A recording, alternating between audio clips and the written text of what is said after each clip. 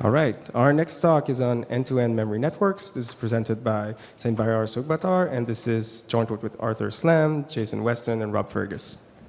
So thank you for the introduction. So in deep learning, we have good models on certain types of data structures, such as we have RNN for a temporal data. We can use a connet for spatial structures. But we still struggle with some types of dependencies in the data. For example, if data has to be accessed out of order, also there's a can be long-term dependencies. Also, the input can be unordered set. So on those kind of dependencies, the current model doesn't really work very well. Let's take an example. So here we have a question answering task. So there's a short story followed by a question. The question is, where was the apple after the garden? So to answer that, you have to first look up apple. So that is the last sentence. Now you know that Sam had the apple. So if you look at the first sentence, you will know that Sam was in the garden at some point. So now you just have to track that Sam went to the kitchen. So the answer will be kitchen. So you can see that the optimal solution to this problem is actually you're accessing the sequence out of order. And also there can be many sentences between those three sentences. So there's a long-term dependencies. So motivated by this, we come up with a model. It's a neural network model, actually. It's a model with external memory that can read from the memory with the soft attention, and it performs multiple lookups on the memory, and it can be trained with end-to-end with the backpropagation. So we call our model end-to-end memory network, or for short, MEM-N2N. So it's actually based on original memory network proposed by Weston, Chopra, and Bordes. So their model had a hard attention, and it required explicit supervision on the attention for training. But that kind of supervision is only available for a simple task, and that limits the application of the model. So our model can be taught as a soft attention version of that model. And so you can train, because it's a differentiable, you can train with the only supervision on the final output. So let's take a look at the model's architecture. So it consists from two modules. You have a memory module and the controller module. The inside of the memory module, you have a memory vectors. It's a set of vectors, so it's unordered set. So it comes, you can put the vectors into your memory, and the size of the set can vary. On the other hand, you have an internal state in the controller. So that can come from input, or it can be fixed vector. So you will use that vector first to address the memory, and in return, memory will give you a vector, and then you can add that vector into your state to get the next state vector. You can repeat this process several times, fixed number of times, and finally you use a decoder to get the final answer. And to train the whole model, you only need supervision on the output. So actually, how are we doing the addressing in the memory? Let's explain that. So as I said, there's a memory vectors in the memory, and there's an addressing signal coming from the controller, and it's actually a state vector of the controller. So what we do is we first take a dot product between those two. That will give you some similarity scores between those two. We pass that through a softmax to get the probability distribution over memory locations, and those numbers can be considered as attention weights or soft addressing. Once we have that, we compute the weighted sum of the memory vectors using those weights. So that will be the output of the memory. So that will go to the controller and will be added to the current controller state. So that's how the module works. That's it. But so far, I didn't explain how the memory vectors are, how we put things in memory. Okay, so there's many ways to get the memory vectors. Also, it will depend on your input. So, for example, if I had the image, you can put the image features as a memory vectors. But here I will give an example when you have sentences.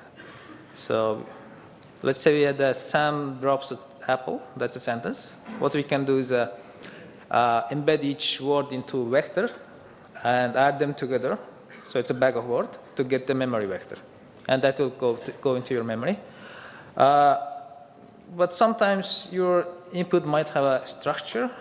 For example, there could be temporal structure in your input. Like in this story, there's 3 sentences, but it's ordered in time. So they have timestamps. In that case, we have to include that structure into the memory vectors. A simple way to do that is create a special words for that timestamps and include them into memory bag of words. So you have the special time embedding in the memory vectors. Okay, so that's the model description.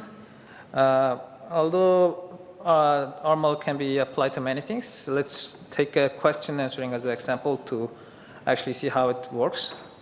So let's say you have 3 sentences followed by a question. So we will embed each sentence into a memory vector. So we will have 3 memory vectors in the memory. We do the same thing for the question to get the controller state. Then we can do dot product and softmax to get the attention rates. And because the first 2 sentences had the location of the SAM, it can attend those 2. But because we have a time embedding in it, it can actually pick the one that is more recent one. So hopefully you'll get a high attention on the second sentence. We will do a weighted sum of the memory vectors, add it back to the controller state, and decode that with the matrix. And you should get it should give you a kitchen as answer. Okay, so obviously our model is related to the original memory network model. That model had a hard attention. That's the main difference from our model. So they have a max instead of a soft max in the memory module. So they need a supervision on that max to train the model. And you need supervision on every memory hops. Another related work is RNNsearch by Bakhtanov et al. It's a encoder-decoder RNN with attention, and they applied into machine translation and got very good results. So our model can be considered as an attention model, but with multiple hops for every output. There's been other works on external memory also. So one is the stack memory for RNN. Another one is a neural Turing machine, which had also random access memory with read and also write operations. Well, historically, there's been many works combining neural networks with memory. And even in the last few months, there's been many interesting works coming on the topic. Okay, let's go into the experiments now. First, we did experiment on a QA toy dataset called bAbi. It has 20 different tasks. So for each task, you're given a short story followed by a question. Because it's artificially generated, it has a small vocabulary and simple language. But what makes this dataset difficult is that all the 20 tasks require different reasoning. So if you look at the second example, you have Brian is lion, Julius is lion, Julius is white, and Bernard is green. And the question was, what color is Brian? So to solve this, you know that both Brian and Julius is lion. But Julius is white, so maybe all lines are white. So if you do that induction, you can answer white.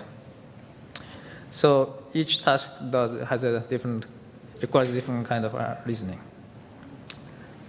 So this is the result we got. This chart showing the number of failed tasks out of the 20 tasks. And we have two versions of the data set. The blue one is when we have a small training data, and the red one is when you have a large training data. So the original memory network performs very well, but it also requires a strong supervision. Also, if you train LSTM on the story followed by question to predict the answer, it performs not that good. If you take a R model and use simplest bag of words features, it outperforms the LSTM. But if you do few tricks, you actually can get up to, so you only fails on 3 tasks. Okay, so what are those tricks? So first, we replaced bag of words with the position encoding. So in the memory vector, you actually have some approximate position of the words. So you know the position of the words in the memory vector. We also tried removing softmax from the memory module for initial few epochs. That helped also. Also, with the tried injecting a random noise into the time embedding. That also helped.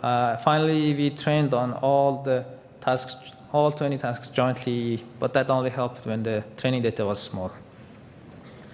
In the last graph, it's showing the, by the way, the bottom 2 graph is showing the mean error, not the number of failed tasks.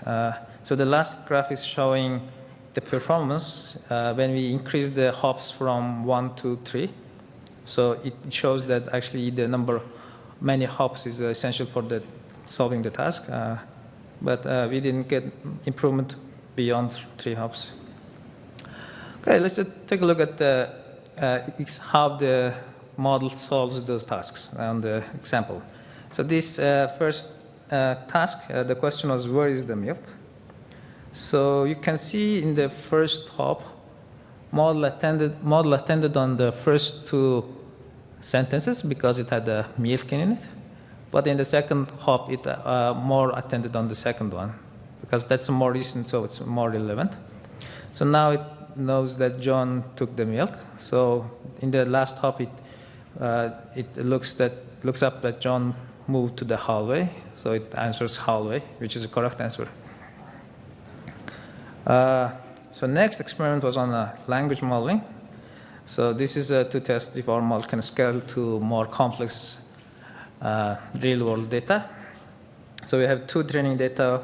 Penn Tree is commonly used for language modeling and slightly larger text8 dataset.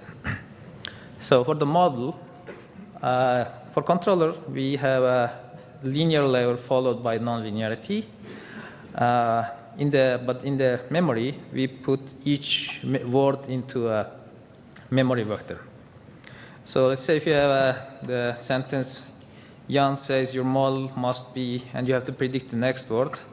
So you would encode each word into memory vectors. So you would have 6 memory vectors in the memory. But because the ordering matters here, you have to include the timing into the memory vector. And you will do several memory lookups and produce the answer. So this shows the test perplexity of our model compared to LSTM. It's just single layer vanilla LSTM. So if you can see that if we increase the hops, the performance actually gets better, and it's comparable to LSTM. Also, increasing the memory helps the performance. So we can see the attention also on this task. So this is showing the average attention of the model on test dataset. So the y-axis is a number of hops. So you have 6 hops there, and the x-axis is the position of the word. On the on the left side, you have oldest word, and right side, you have most recent word. So you can see that in the first hop, model attends on most recent words, but in the next, it attends on more broad range of words. But it alternates between that two. We thought that was interesting behavior. We also observed same behavior on the other data set too. So that's the experiments we've done. But currently, we are also working on several ways to extend our model. So one way was to add a writing capability. So we found out that you can use the same attention mechanism to write into the memory vectors. So if we did that, we can actually use it for certain numbers, sorting the numbers. Another direction was playing games with memory networks using reinforcement learning. So instead of embedding time, you can embed the locations. So each item will go into memory as a bag of words, but it has a location inside as a word. So it has to learn the topology from the experience. So conclusion, we proposed a neural network model with external memory. It has a soft attention over the memory locations, and it can be trained end-to-end with the back propagation. We showed good results on toy QA dataset, and on language modeling task, our performance was comparable to LSTM. And we showed that our model is versatile, that it can be extended to writing or playing games. So you can actually download the code from GitHub and run those experiments by yourself. So if you're interested in more detail, you can come to our poster today. So thank you very much.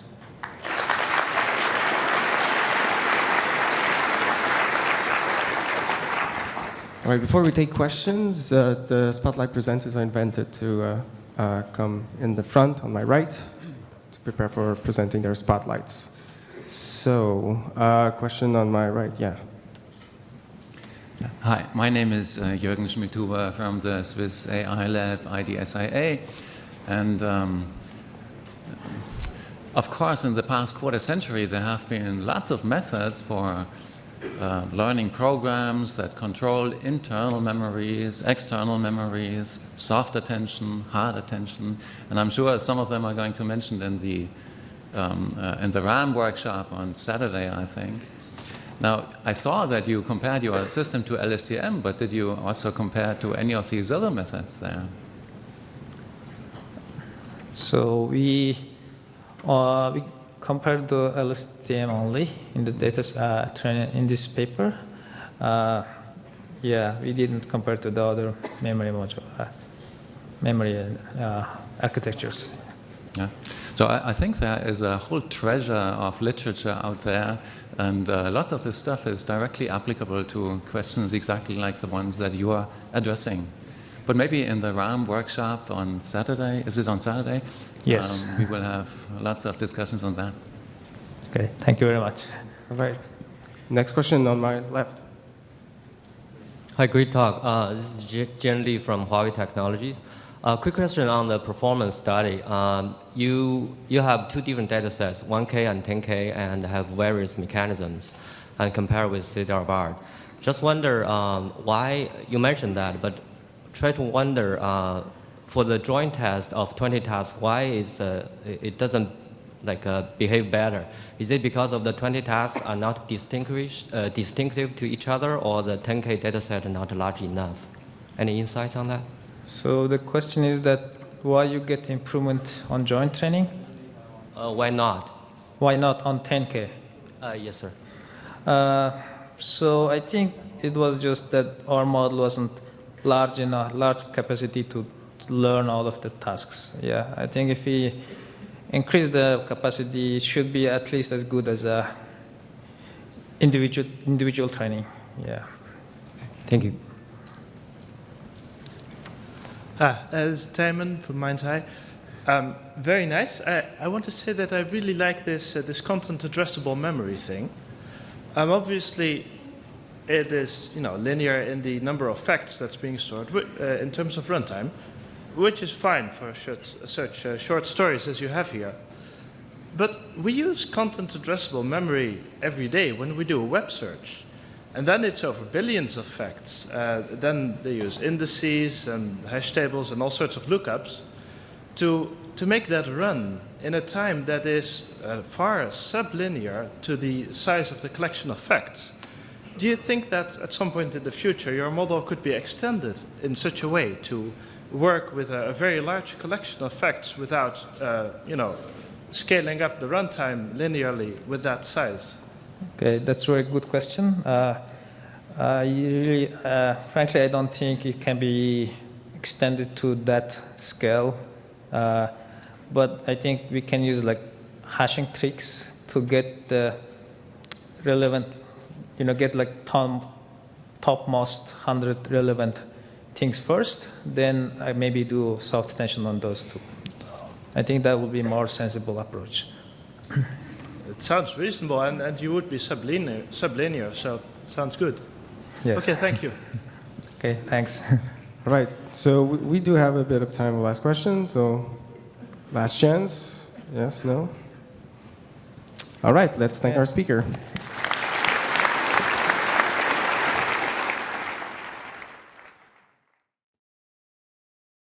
Each year, Microsoft Research hosts hundreds of influential speakers from around the world, including leading scientists, renowned experts in technology, book authors, and leading academics, and makes videos of these lectures freely available.